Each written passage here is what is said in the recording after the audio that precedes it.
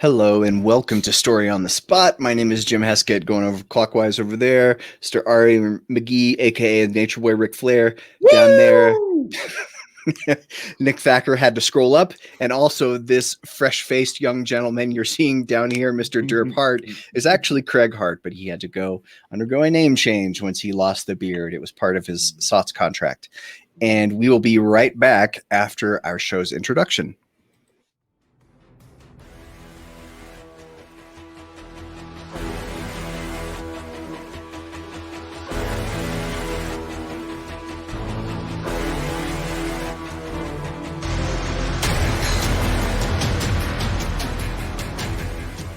And that is our introduction. How's everybody doing today? We all good? I'm amazing. And I'm Craig, feeling good too. Yeah, Craig, you look amazing. You're so light and free now. Rejuvenated. I want to congratulate Jim too for not cutting off his line before the intro ran. I've been a little better about that the last few weeks. I've been what's the word? Not conscientious, but cognizant or mindful. And a little more mindful. Yes. Thanks, everyone. Okay, so this is Story on the Spot. Let me explain what we do here. This is episode 28 of the world's first and only thriller fiction improv game show. And as we like to say here, if there is another thriller fiction improv game show, please let us know so we can come on your show and destroy you. We will annihilate you and make you never want to come back to podcasting. So just reach out to us. You know, you can reach me via the show page. All right. And last week's winner, Mr. R.A. McGee. Woo! Yes, Jim Heskett. Jim Heskett, it's my turn to talk. Jim Heskett. All right. I'm not. Wait a second.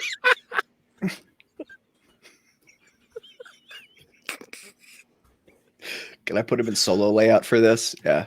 Keep going. If you're listening. Am I unmuted now? It's actually pretty good. I'm not going to lie. I won. You're surprised that I won, and I'm not. You know why? Because you forget who you're dealing with. You're talking to the Rolex wearing, diamond ring wearing, kiss stealing, woo, wheeling dealing, limousine riding, jet flying son of a gun. And I'm having a hard time holding these alligators down. Woo!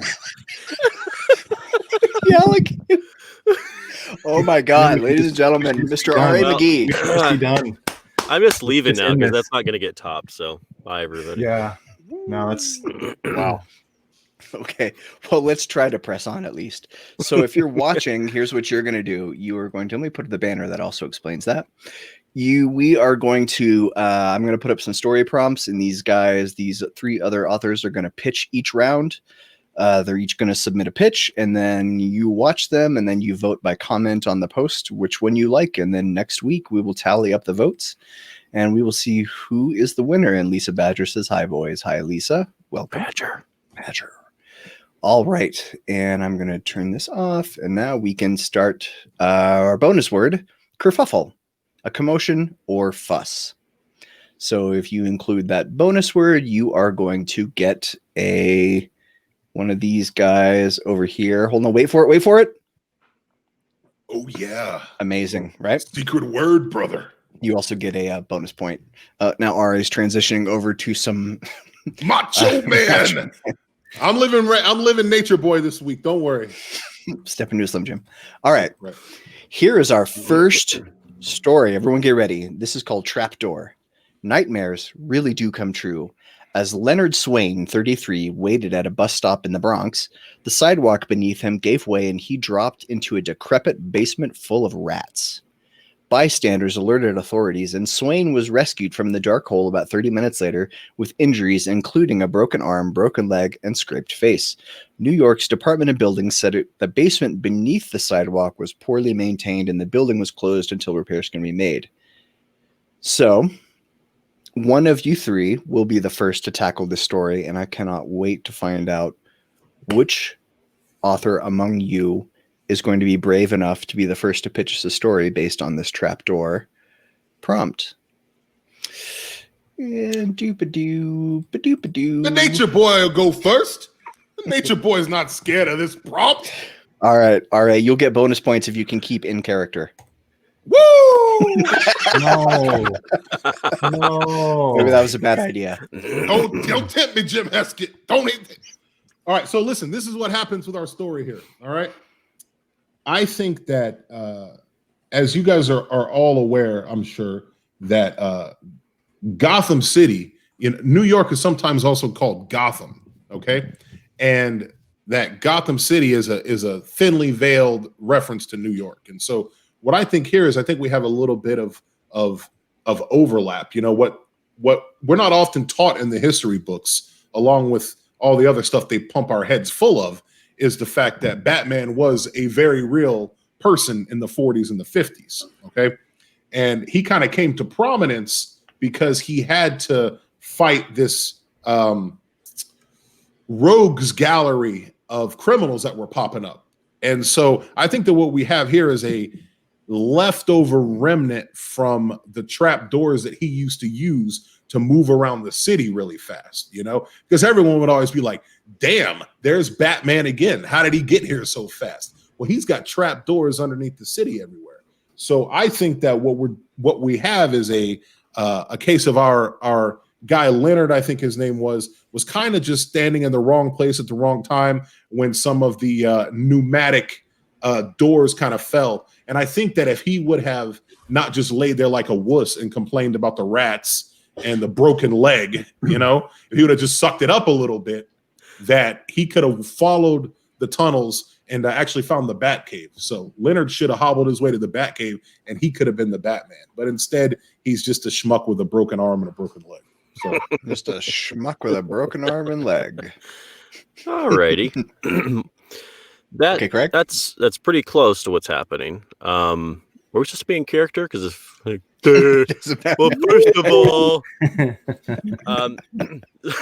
so Leonard was simply there at the wrong place at the wrong time. It didn't have anything to do directly with him. But what has happened is that he unwittingly has revealed what is actually running our entire world, and that is that we as humans and all of our grand ideas and schemes, and we think we're so bright, intelligent, and inventing things, whatnot, we're geniuses in our own minds. But what's happening is that everything actually is being run underground by rats. We are actually their rats, if you will. And Leonard simply fallen through a point and had a very unpleasant kerfuffle with the rats. I don't know if I did actually take that away. That's not good enough. That's not a good one. I don't feel good about that at all. But no, and he was taking. Okay. See, with the that was all the dishonesty of the beard is gone, and I'm a new man. This is the real Craig, ladies and gentlemen. No, but he was taken to the king of the rats, and they had a conversation, and they kind of roughed him up a little bit because the injuries didn't happen during the fall because it wasn't that far. It's like, if you tell anybody what's going on, we're gonna come for you, and rats can get in anywhere, so you've got to keep this to yourself. And so he just had to play that down. It's like, yeah, it was just basic rat stuff going on down there. Nothing nefarious at all. They weren't building machines. They weren't didn't have a lot of screens up watching people as they walked around. He's very specific in his denials, which probably raised some red flags. But basically, yeah, he unwittingly uncovered the secret of the world and had to keep it quiet. Yeah, the Master Splinter paradox. I know it well. The old Master Splinter trick. All right, Nick Thacker. What do you got? Okay. Well, this to me, well, not just to me. I mean, objectively, the story is classic story of body swap going on. So we've got a guy who has, the other guys were close. Like, it was similar to kind of a Batman, Splinter, rat type story. They were kind of close, but they didn't hit the nail on the head. What really is going on here is you got a guy who has lived in the shadows for many years, because he actually bought a building a long time ago that he knew butted up against, or it was basically on top of, the basement was butting up against an old, you've seen New York City has these subways, like these tunnels that were completely walled off and like lost. I don't know if you've ever seen those, but like they find them every now and then where there's like a car in them a subway card, but it's all closed off and totally inaccessible. Like they just decided to not build a subway there over the years. So he knows there's one there, and so he kind of turns it into his secret lair. And from there, he's built little tunnels out around the city. And so what he does for his nefarious purposes, he needs human studies. He needs human subjects for his studies, for his trials.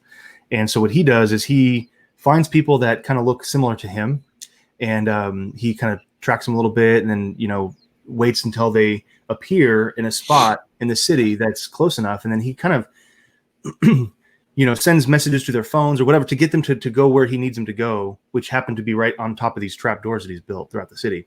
And then he clicks a button, bam, the guy falls through. And the news thinks that it took 30 minutes. Well, what was happening in that 30 minutes is he was switching clothes with the guy, and dragging him off into his little secret subway lair, and then coming back with the guy's clothes and going, "Hey, I'm right here, I'm okay," and then coming back up. And after that, he plays a little game where if they've got a family or something like that, he tries to leave a paper trail that makes it look like he has just completely abandoned his family. And he was on the way to do that, and that's what he did that morning. So basically, this guy comes back up and gets on the train and he flies out of town and just disappears. So the family writes him off, thinking he's just gone. Whatever. That was super weird. He fell on a trap door and then decided he didn't want to be with us anymore. But hey, life is life. That's what they all think. And so then the real guy comes back and goes back to the lair and does his trials. And it's a little bit elaborate, but he's really found that this is the most efficient way of getting the subjects. All right. Thank you, Nick Thacker. Now, you watching at home, it doesn't matter if you're watching live or if you're watching the replay, just leave us a comment down below of which of those 3 pitches you thought deserved to win. Now, we're going to move on to another round of character plot story. But, Thacker, before you start groaning, I made this one easier. So you'll see. My stories have been incredible every time. I know, but last week outer space came from. Last week you were like, this is where the meta pirate Tamagotchi game or whatever they're called came from. So here in this round, is that a figure skater? Tamagotchi? Figure skating. Tamagotchi. Yeah. That's Christy Yamaguchi, bro. I was close. There you go. Very kinda. Close. Okay, so the character is going to be your series hero, your series protagonist, and the plot is going to be find a lost cat, do laundry with no detergent, win a pine derby race, eat 20 scorpion peppers, or chop down a tree. And the twist is that your hero is under the influence. And he could be, under the influence, you'd be drunk or high, whatever you want. However you want to interpret that is up to you. So, click it, click the damn thing. Click it right now. What are you saying? Click it. I don't know. He knows. I don't know what you're talking about. Oh, comments? What? Oh. Nick got a vote, and he was very and it also concerned. covers up Craig's face, which is always a win. Next time you post in the VIP reader group, it's not showing up. It just magically won't be there. Hey, now, okay, let's not. Shut your mouth, derp. What? Derp. Okay, Nick, you went last. You went last in the last round, so you go first in character plot twist. Okay. Should I choose Ember Clark for this? What do you think? Sure, if you want to. Harvey Bennett. I mean, I feel like this. I'll just do Harvey Bennett because I've pretty much written this as the intro scene for all of my Harvey Bennett books already. He's always drunk or drinking with his friend Reggie, and he's always trying to do something stupid like eat 20 scorpion peppers. So I'll do laundry with no detergent, and hero is under the influence. So this is Harvey Bennett, ladies and gentlemen, trying to do laundry with no detergent. God, I don't. Man, okay. I have no idea. Let's see. So the problem is I can't think of any twist. Well, you've given us the twist, right? But why is it a twist? Oh, that's not really a twist. It's just an added element. Yeah. I just don't know where to go with this. So he's doing laundry, but he doesn't have detergent. So he holds his whiskey up and pours a little bit of there, and the clothes come out smelling like alcohol, I guess. I really wanted to make sure that we got you in solo layout so we could see the sweat dribble down your forehead as HD flop sweat. The dot on my nose. Okay, no, let me go. I refuse to sweat. I'm not going to let Jim get the best of me. I'll just give him a crappy story. That's all I'm going to do. I understand. Listen, I'll go. Craig, you take a second to think about this, all right? If you don't mind, sir. All right. My hero is I'm going to go with my main series, the longest series. His name is Porter. All right. He's going to be trying to find a lost cat, and he's under the influence. All right.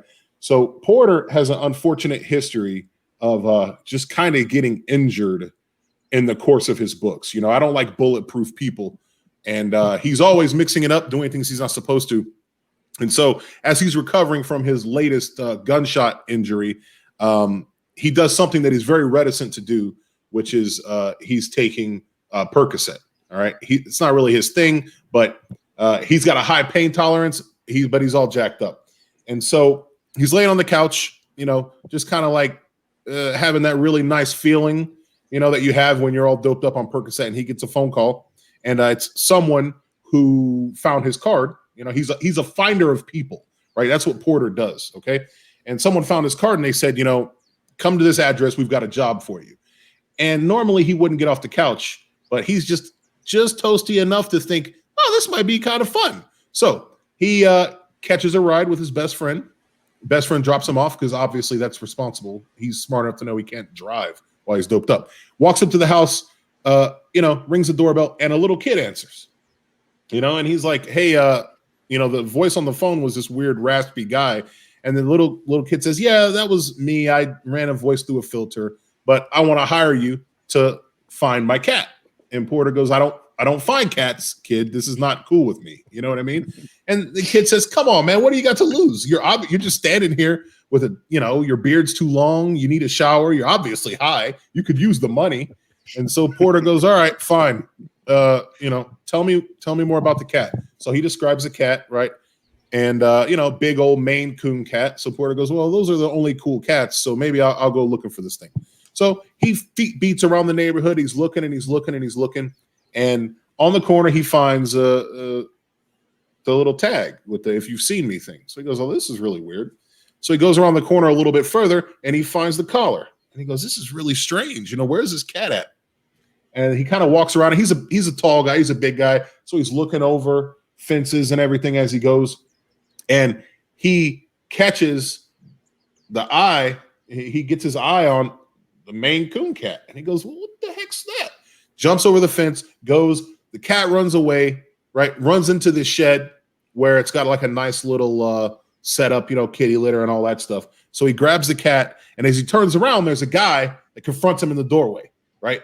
So obviously, Porter, high or not, he can still handle himself. He lumps the guy up. And as he's about to put the guy out, the guy goes, wait. He goes, it's my cat. It's my cat. Porter goes, man, you better explain yourself. What do you mean this is your cat? And he goes, the kid is my kid. This is my cat, but I'm allergic and I can't stand it. You know, I can't have it in the house, but I don't want to kill it because my kid will be upset. So I built this little shed for it to live in. You know, I'll give you any amount of money if you don't A, kill me, and B, take the cat back. But Porter, being the principal guy that he is, takes the cat back, hands it to the kid, tells the kid, hey, your dad's a piece of garbage, and goes on about his way, lays down on the couch, and takes a snooze. It was a busy afternoon for the guy. So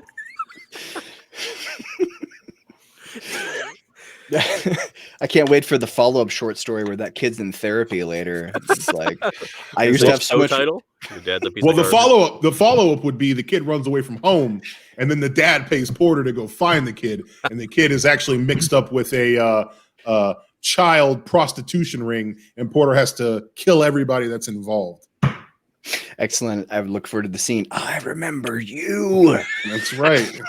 20 years ago, my cat. That's right. That's right.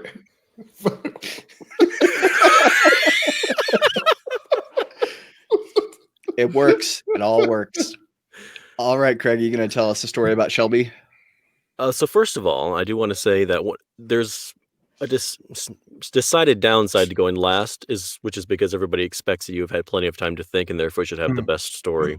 So there's always that. But conveniently for me, and then by extension everybody else, is that this is exactly the plot of the recent Shelby book that I've been working on. So Shelby Alexander chopping down a tree while under the influence. It was a dark and stormy night first of all. And Shelby has come home after leaving his girlfriend's house, who has told him, look, you've been living in danger so long, and it's a miracle you've survived this long, but I can't deal with the stress. So either move on, put away your violent ways, or we're through. So he goes home and starts, pounding them back, of course.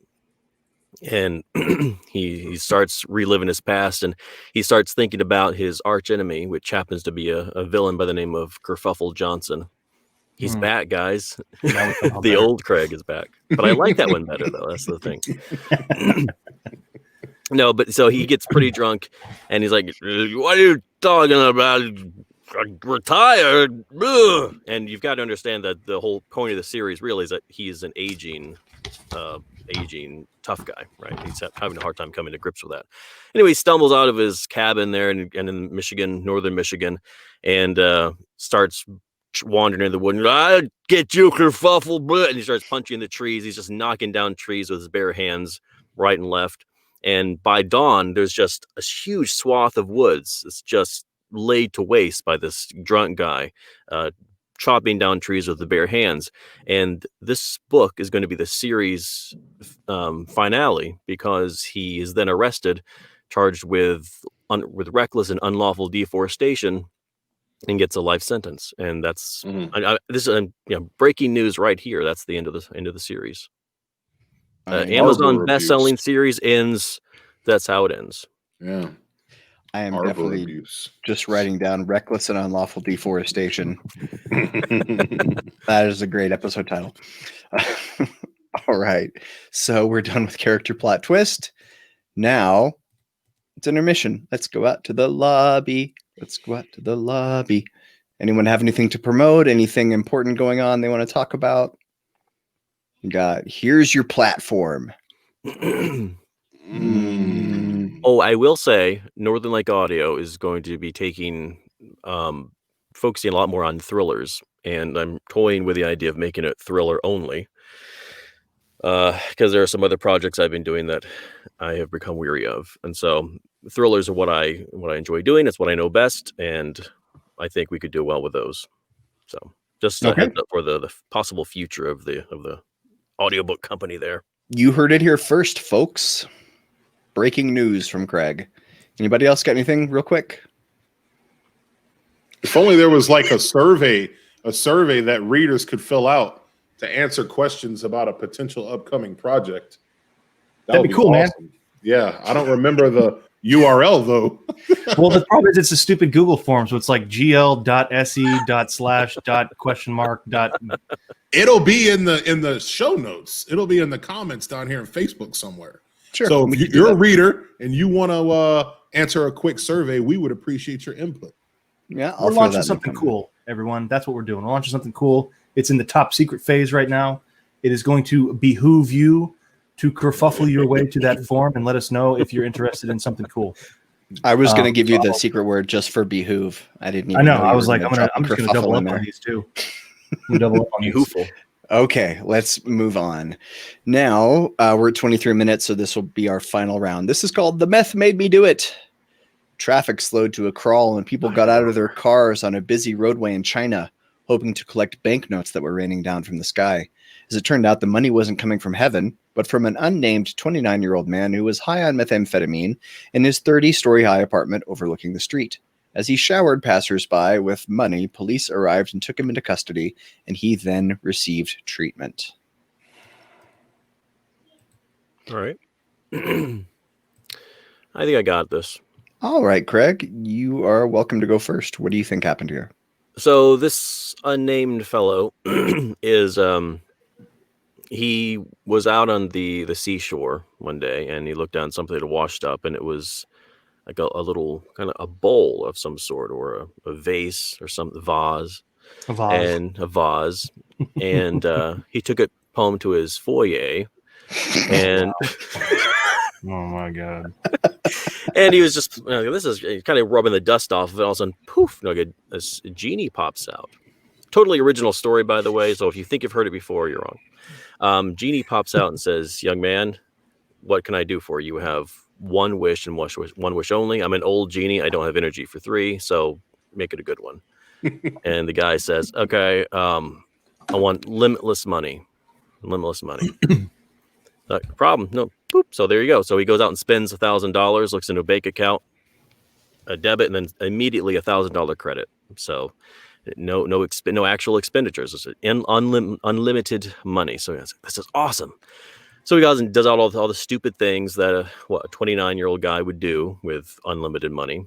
But it starts getting old after a while. He's, it's like, what else can I do? I'm getting kind of bored with all this money. And suddenly there's a gang guy comes up, is the leader of the gang, entire gang in the city, and says, give me all your money. And it's okay, well, sends him, I'll give you $100,000, all I've got. Okay, well, the insiders of the gang search his bank account. It's like, wait a minute, that's not all your money. You have $100,000 in your bank account. So he keeps giving him money after money, and this goes on, and they keep thinking he's leading them on. So they keep beating him up and breaking bones and whatnot.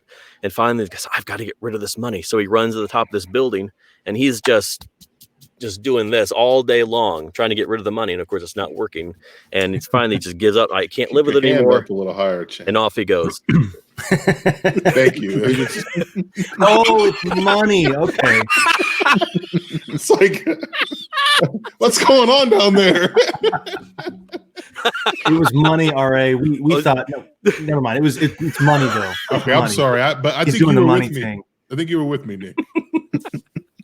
Anyway, yeah. So I don't know what you guys are talking about. That's what you thought it was? No, but he finally gives up and dives off the building, and ends it all because he just can't take the pressure anymore of having all that money. All right, thank you, Craig. I'm going to put the story back up here. Nick or RA, who wants to be the middle part of the Oreo? Meat in the sandwich, stuffing in the tortilla. Duck and the turkey. How long can you go with it? All right. The ducking and the turf. All right, listen, I'm gonna go. Let me get this abomination out of me. So Oh, there you are. Am I good? You're good. He's clicking that lag button. The little lag button. Yeah. I'm gonna dug this thing. I figure if I just freeze enough, you guys will just nuke me, and I won't have to do this story. Okay, so I think that our guy that was high is part of a crew of bank robbers. Okay, and they have been very prolific over the last few years. They've just robbed and they've robbed and they've robbed. And, he's not really too keen on it. He's not sure how he's kind of fitting in the world right now, because he doesn't really want to rob banks and stuff, but he doesn't really want to be poor. And so that's, those ideas are opposed to each other. Well, he kind of develops a substance abuse problem to escape from the daily turmoil of trying to understand his place in the world. And on this particular night in question,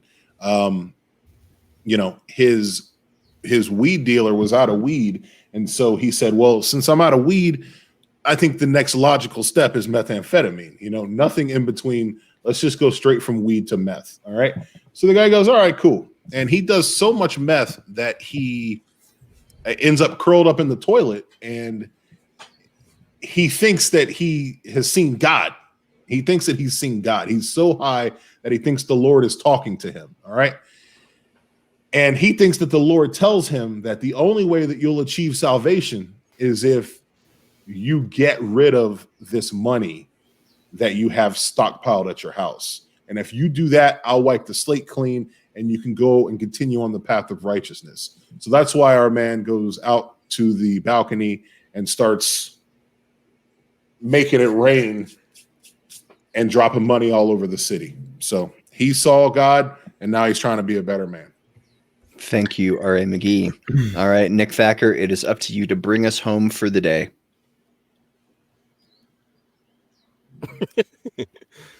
I forgot where my camera was. this is a classic story of a Sopranos situation here. We got a mafia type guy who kind of runs things in the town of China, and the guy China. El Chino. The guy. So here's what happens. He has a daughter that whom he loves very, very much. The hero of our story, not the mob boss. And she's very sick, and he doesn't have the money to save her.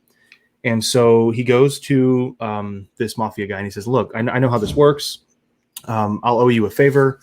Or something like that, but I really want to save my girl's life, and if you can just lend me $100,000, I'm an accountant, I'll pay. It'll take a while, but I'll pay it back, and that'll get her the treatment she needs. They know exactly what it is. We just can't afford it.